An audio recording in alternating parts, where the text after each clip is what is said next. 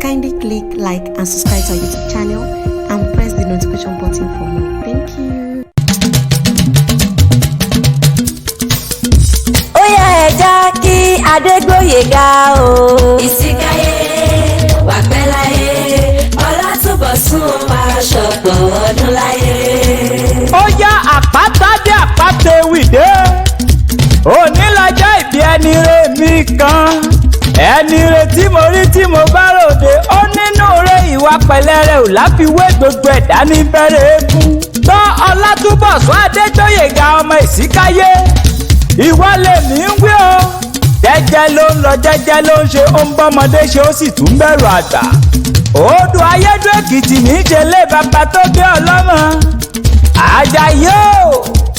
Àjàyí Òkìtì olú oníkànga ajípọn omi òṣùrù wẹ́dà. Ẹkùn bàbá òde ẹkùn pakọ́rọ́ wọlé.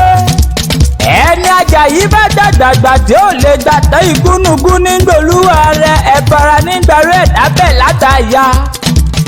Àjàyí tí ń wẹ̀ lódò tí tọ́ ọmọge yọ̀wọ́ òkè tọ̀tún ní tèmi ni ó mú tèkejì ní tèmi ni ó gbà. Dára mọ́dù ọ̀jẹ̀ tèmi ni ó wẹ̀. Àjàyí àsìjẹ̀wá rówó ṣoge. Máa wọlé máa rárá òní lọ́dún rẹ̀ tèmi lọ́lá lónìí kíyọ tó ní máa kẹ́wì fún ọ. Tèmi lọ́lá ọdún ayọ̀ ọmọ rẹ̀ tó rẹwà tó ní láárí oníbọ̀ délé bàbá tó bí ọlọ́mọ. Ìwọ lọmọ adólé Ọ̀gbọ́mọsàn tìlú Odò Ayédùn Èkìtì níjọba ìbílẹ̀ Ìkọ̀lé Èkìtì tìpínlẹ̀ Èkìtì.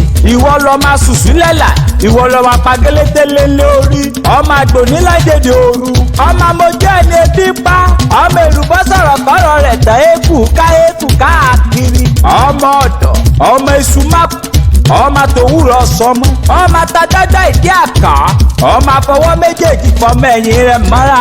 Ó sọjọ́ èyí wá ṣèmí sí nínú owó, nínú ọlá, nínú iyì, nínú ẹ̀jẹ̀.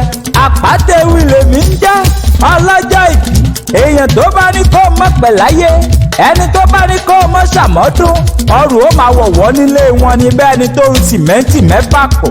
Happy birthday to you na, and I wish you long life and prosperity.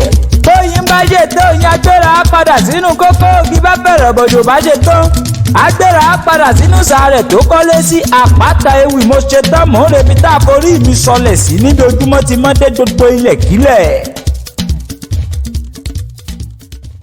Kindly click like and subscribe to our YouTube channel and press the notification button for more. Thank you.